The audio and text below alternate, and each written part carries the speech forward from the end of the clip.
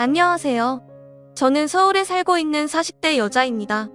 저는 얼마 전 시어머니와 남편에게 시원하게 복수를 하고 화려한 돌싱이 되었어요.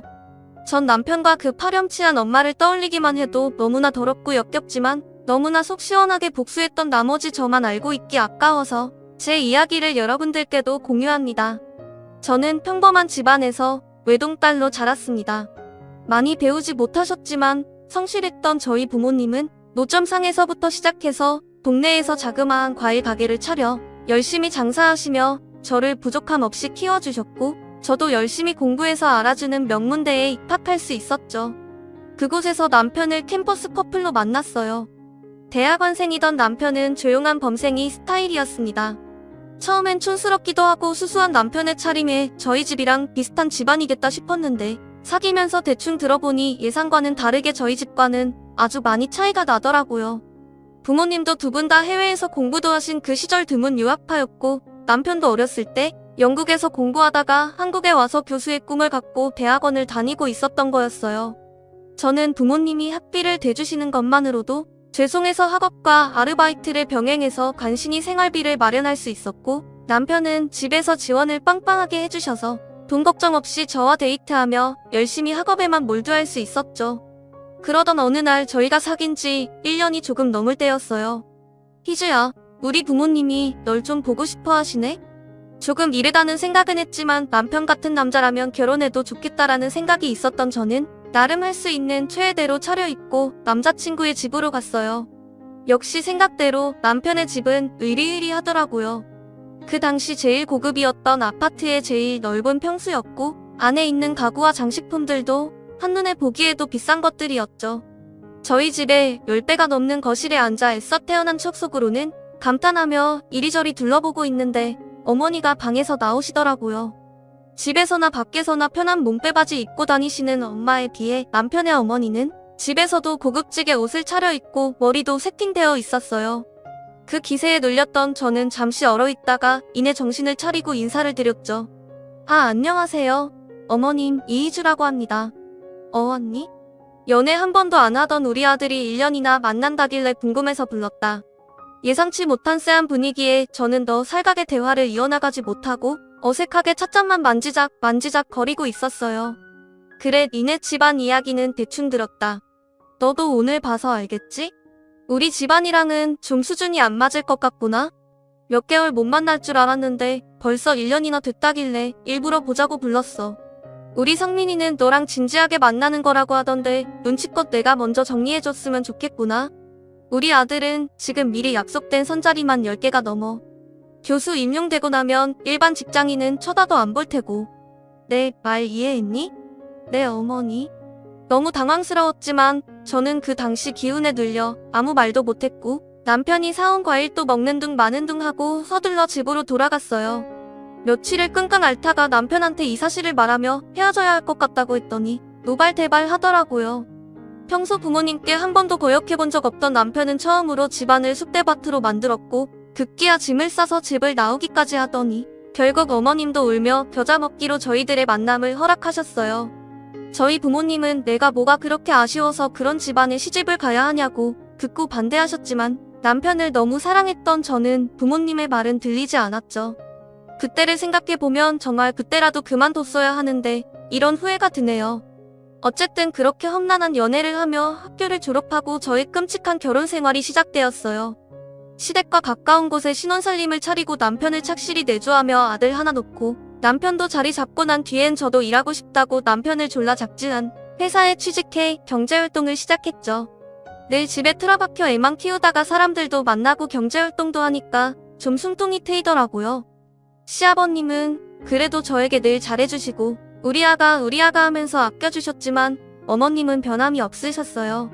가까운 곳에 사시던 어머님은 툭 하면 집에 오셔서 하는 얘기가 저희 집안과 제 출신을 무시하는 얘기였죠. 얘 넌 참 좋겠다. 과일 가게집 딸에서 이렇게 교수 와이프로 신분 상승하게 될 줄 누가 알았겠니? 얘 네 친구들도 너 엄청 부러워하지 그치? 그러게요. 어머님 늘 감사할 뿐이죠. 덕분에 저희 동준이한테도 이렇게 부족함 없이 다 해줄 수 있네요. 우리 집안에 천것이 굴러들어와서 어쩌나 싶었는데 그래도 네가 아들이라도 낳아서 천만다행이지 아들 못 낳았으면 진즉 내쫓겼을 텐데.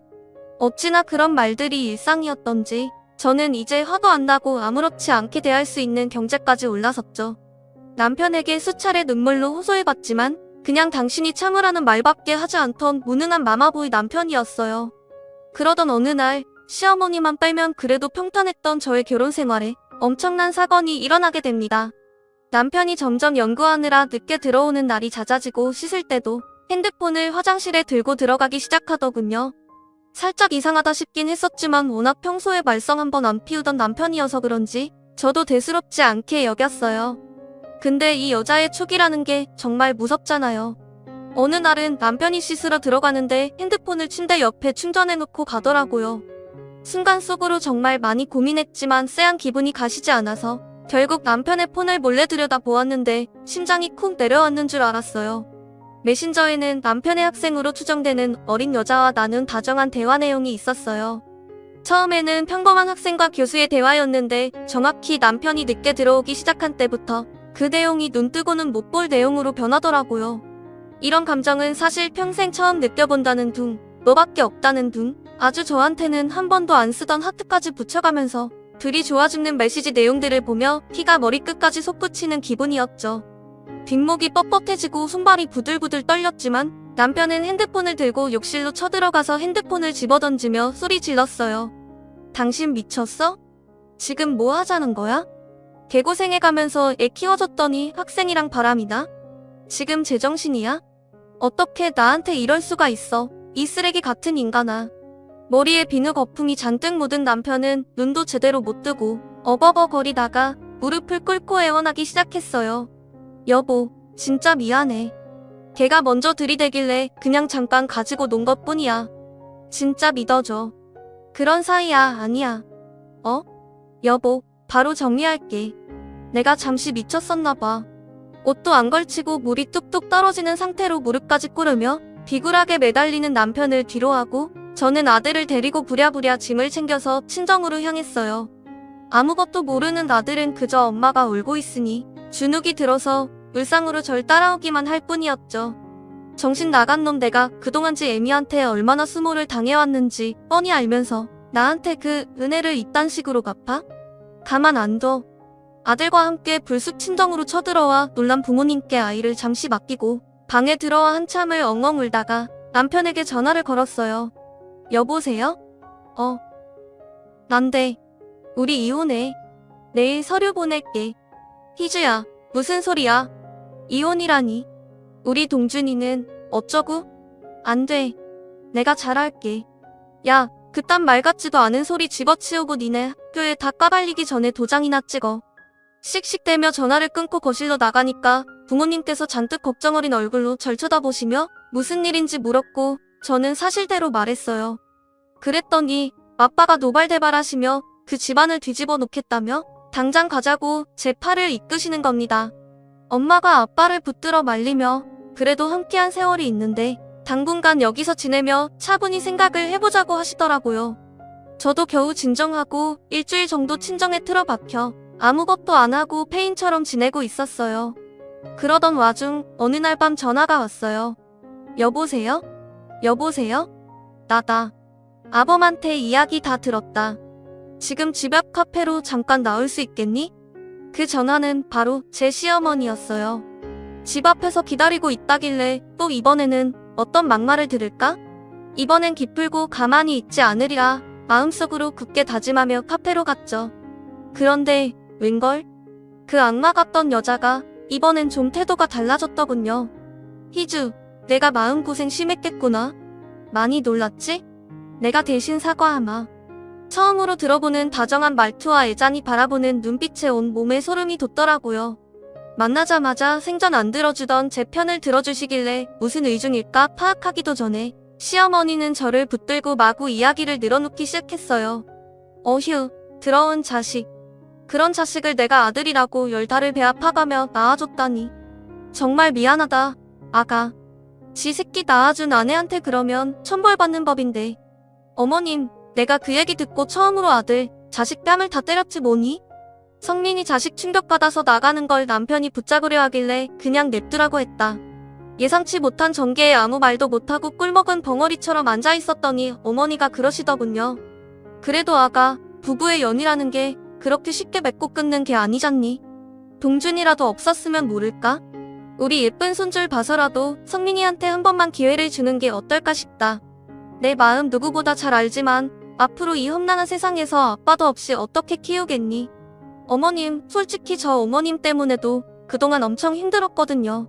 저 그냥 이혼할 거예요. 동준이는 제가 알아서 잘 키울 테니까 걱정 마시고요. 저는 이미 마음의 결정을 내렸기 때문에 단호하게 이혼하겠다고 말씀드렸어요.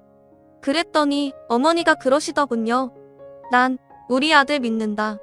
만약 한 번만 더 그런다면 위자료로 1억 줄게. 물론 공중도 당연히 받고. 우리 아들이 잠깐 실수한 거야. 내가 이렇게 부탁하마. 한 번만 기회를 주렴. 참, 그리고 저번에 들었는데 사돈댁 집에 물 샌다면서. 집이 오래돼서 원.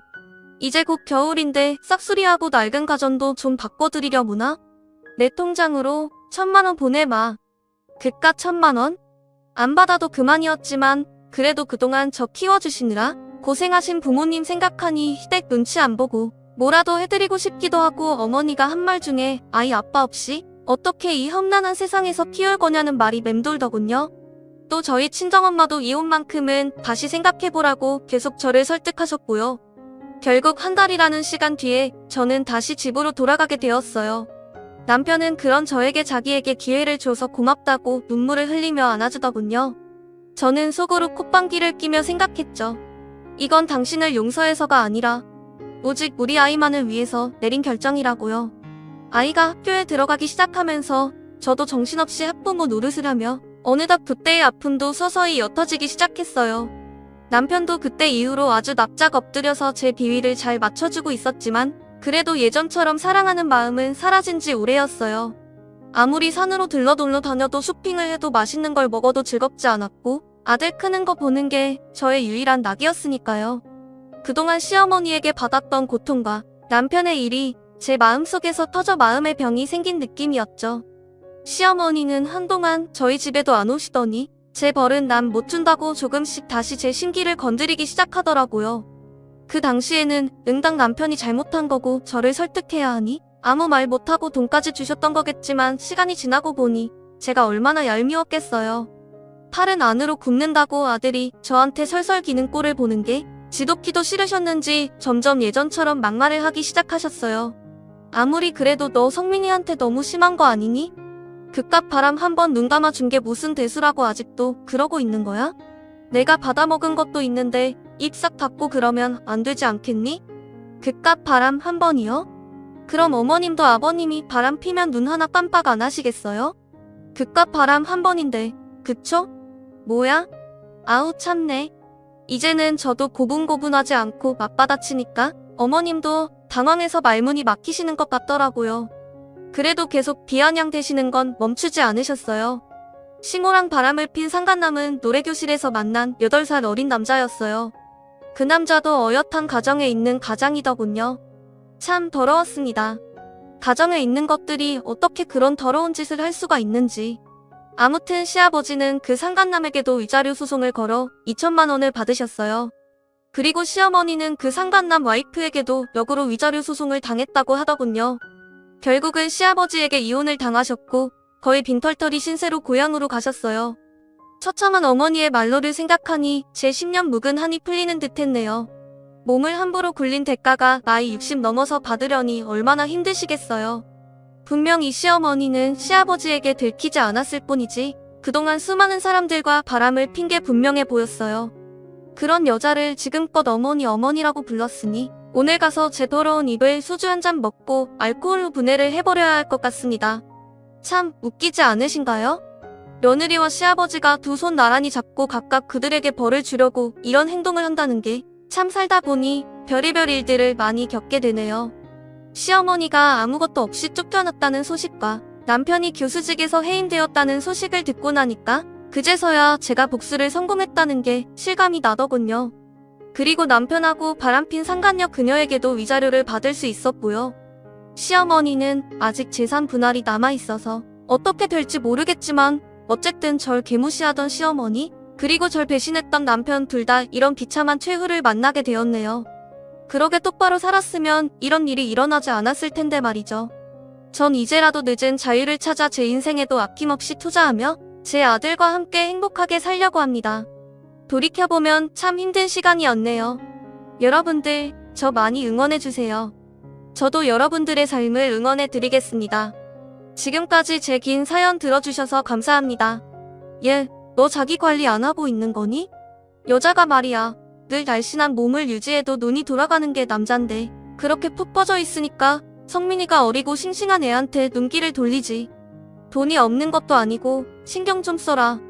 이것 보세요 어머님. 자기 관리 안 하는 제가 문제 있는 게 아니고 아랫돌이 간수 못하는 어머니 아드님이 문제라는 생각은 안 드세요? 교양 있는 분이라고 생각했는데 교양만 있고 상식은 없으신가 봐요? 뭐라고? 이 기집애가 너 말 다 했어? 시애미한테 그게 무슨 말버릇이야 뭐?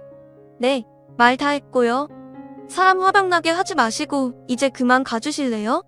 현관 비밀번호 바꿀 테니까 그렇게 아시고요. 그렇게 떠밀리듯이 문 밖으로 쫓겨난 시어머님이 남편에게 전화로 노발대발 화를 내셨는지 집에 와서 저한테 얘기하더군요. 당신 아무리 그래도 우리 엄마를 그렇게 쫓아내면 어떡해? 엄마 화 많이 나신 것 같더라고. 좀만 참지 그랬어.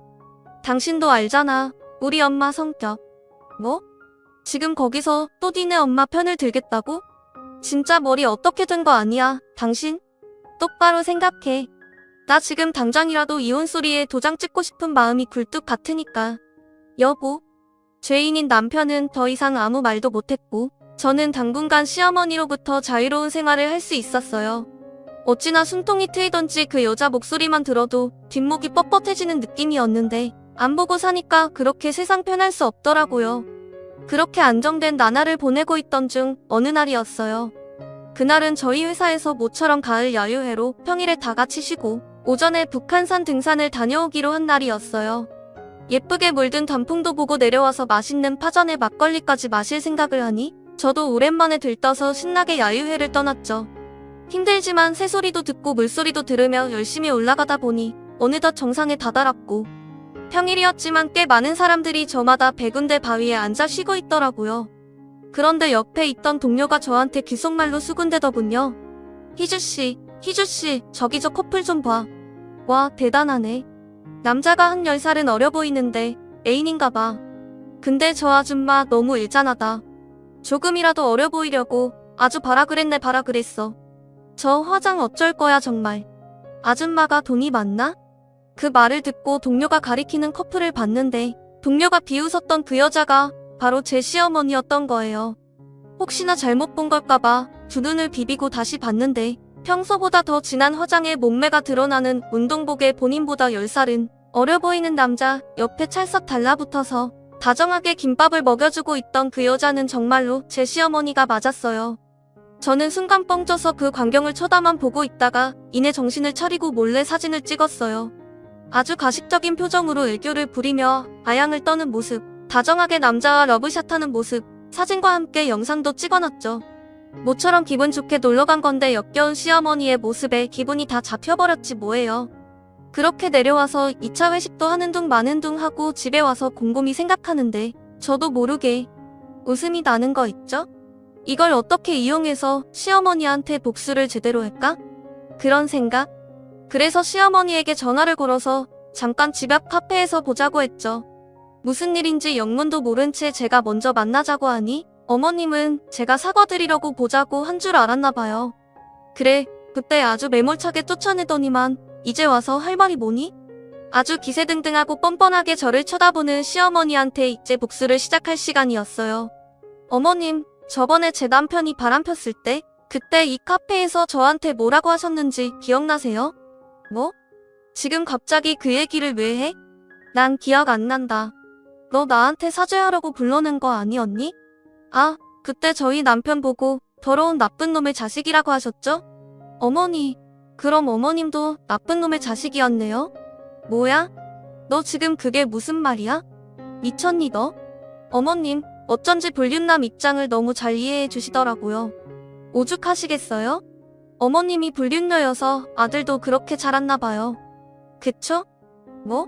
무슨 개소리야? 얘, 똑바로 말을 해. 너 머리가 어떻게 됐니? 저는 길게 말하지 않고 핸드폰을 열어 그날 찍었던 사진들을 보여드렸어요. 자신의 불륜 현장이 담긴 사진을 본 어머님은 사색이 돼서 아무 말도 못하시고 제 눈치를 보시더라고요. 오늘 아주 과간이었어요. 어머님, 제 동료가 그러더라고요. 저 여자 어려 보이려고 아주 발악을 한다면서 화장이 저게 뭐냐고 엄청 비웃던데. 차마 제 시어머니라고 말도 못하고 제가 얼마나 얼굴이 화끈거렸는지 아세요? 너, 이 천한 기집년이? 내가 널 우리 집안에 들이는 게 아니었는데. 어머님이 주먹을 꽉 쥐고 몸을 바들바들 떨기 시작하는데 저는 그 모습을 보며 10년 동안 쌓인 체증이 확 내려가는 기분이었어요. 속으로 환호성이라도 지르고 싶은 심정이었죠. 어머님, 천한 건 어머님이죠. 저희 아버님이 얼마나 좋으신 분인데 그렇게 어린 남자랑 놀아나고 싶으셨어요? 이제 보니 천한 건 저희 집이 아니라 어머님 집안이었네요. 적어도 저희 부모님은 그런 몰상식한 짐승 같은 짓거리는 안 하시거든요. 속사포처럼 쏟아내고 깔깔거리는 제 모습을 보고 어머님은 분노를 참지 못하는 표정이었어요. 아, 여러분이 그 얼굴을 보셨어야 하는데 저만 봐서 너무 아깝네요. 그러더니 이내 얼굴을 가다듬고 저에게 말씀하시더군요. 그래, 나도 내가 잘못한 거 안다. 그러면 안 되는 거였는데 잠깐 스쳐 지나가는 사이였을 뿐이야. 맹세코 내 인생에서 딱 한 번이었어. 5천 정도 될 거다. 그거 받고 흥민이랑 남편한테 비밀로 해줘. 이렇게 부탁할게. 역시 있는 집에서 자라서 그런지 뭐든 돈으로 해결하려는 모습이 참 애잔하기도 하고 웃기더라고요. 입막은 비용으로 5천만 원이나 쓰시다니. 그리고 전 뒤도 안 돌아보고 집으로 왔어요. 어찌나 속이 시원하고 통쾌하던지 춤이라도 추고 싶더라고요. 밤새 너무 신이 나서 잠도 잘 못 들고 있었는데 사정도 모르는 남편이 오늘 무슨 일 있었냐며 당신 기분 좋아 보인다고 하더군요. 자기 엄마가 어떤 여잔지도 모르고. 다음날 아침이 되자마자 은행 알림 메시지가 떠서 보니까 시어머니가 저에게 진짜로 5천만 원을 보내놓으셨더라고요. 그걸 확인하자마자 저는 복수의 마지막 단계를 실행했어요. 일단 늘 잘해주셨던 아버님에게는 정말 죄송했지만 아버님께 모든 사진과 영상을 전송했어요. 채 10분도 되지 않아 아버님께 전화가 와서 모든 사실을 알렸고요. 이 더러운 여편네 가만히 안 놔두겠다고 난리가 나셨어요.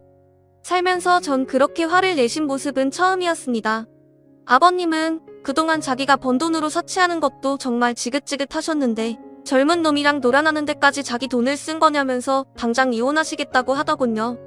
그리고 얼마 안 돼서 어머님한테 미친 듯이 전화가 와서 욕설이 가득한 문자가 오기 시작했고 저는 그것들을 가뿐히 무시해버릴까 하다가 미쳐 날뛰는 꼴이 보고 싶어서 전화를 받았어요.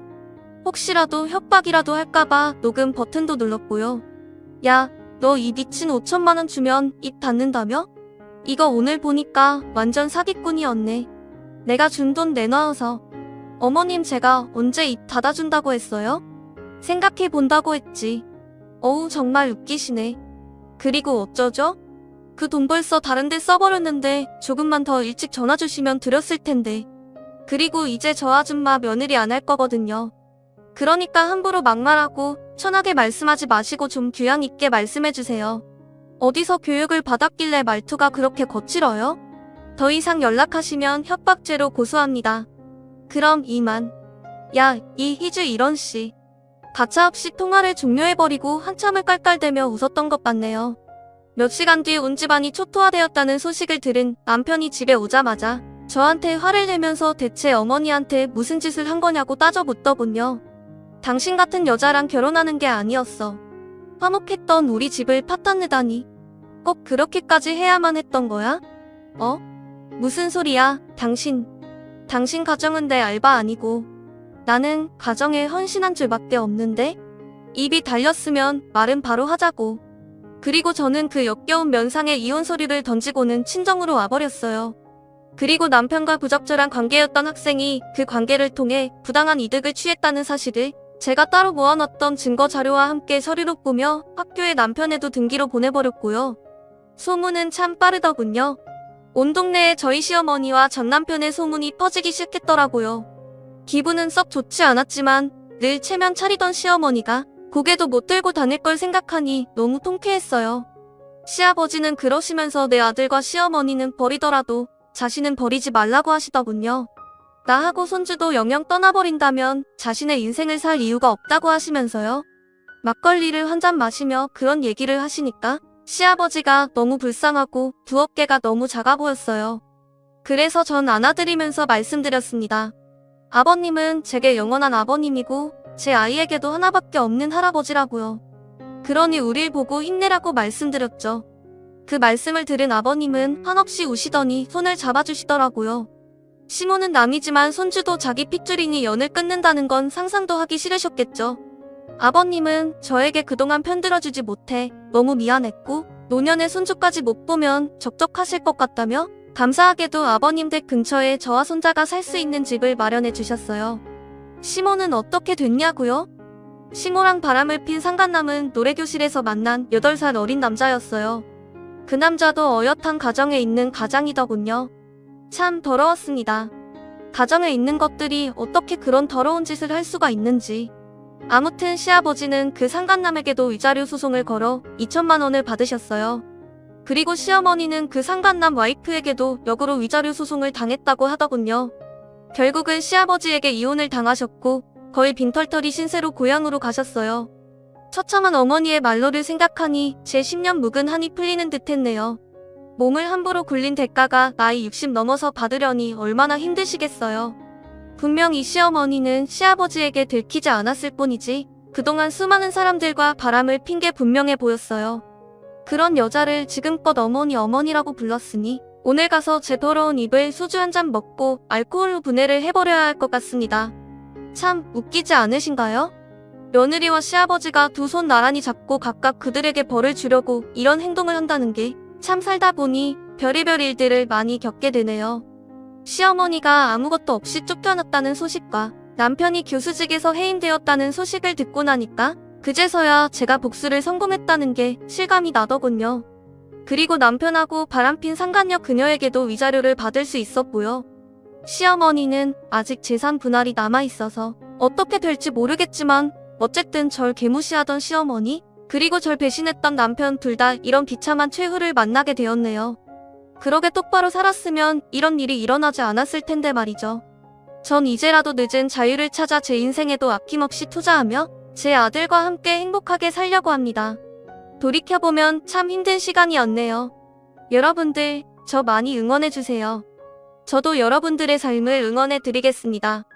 지금까지 제 긴 사연 들어주셔서 감사합니다.